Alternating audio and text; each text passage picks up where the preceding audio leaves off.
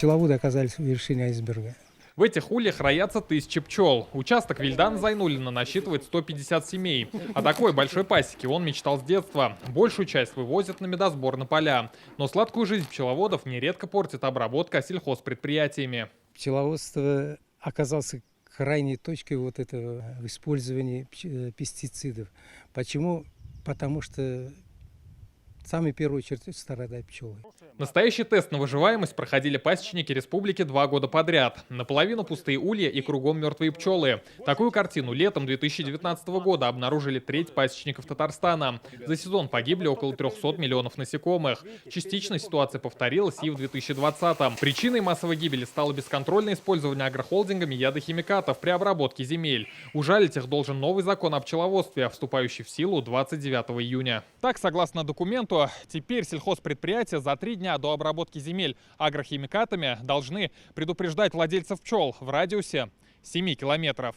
Оповещать нужно через местные СМИ, газеты, журналы или телекомпании, а также через мессенджеры или председателей сельсоветов. За нарушение правила будет грозить штраф от 10 тысяч вплоть до запрета на ведение деятельности. Пестициды бесконтрольно применялись из-за того, что были вот такие явные нарушения по обращению. Кто-то днем обрабатывал, кто-то класс опасности, кто-то брал дешевые препараты, которые полностью губительные, некачественное производство. В каждом районе были случаи массовой гибели пчел. И вот надеемся, с этого года таких проблем станет меньше. В законе прописаны обязанности самих пчеловодов. На каждую пасеку нужно оформлять ветеринарно-санитарный паспорт. Требовать компенсацию в случае отравления пчел можно будет лишь при наличии документа. Сегодня в Татарстане около 9 тысяч пчеловодов. При этом официально зарегистрирован только каждый третий.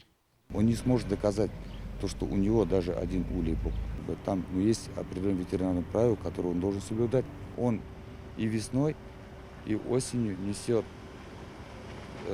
на анализ своих пчел на болезни. Он откуда узнает, чем они болеют? То есть он должен определенные действия производить, чтобы лечить их. Лишь с паспортом пчеловод сможет рассчитывать на поддержку государства. Как говорят специалисты, только совместными усилиями пасечники и агрофирмы смогут избежать горькой участи. Рамиль Галюлин, Данил Филатов, ТНВ, Высокогорский район, Казань. Закажи рекламу на ТНВ. Телефон в Казани 5 705 100.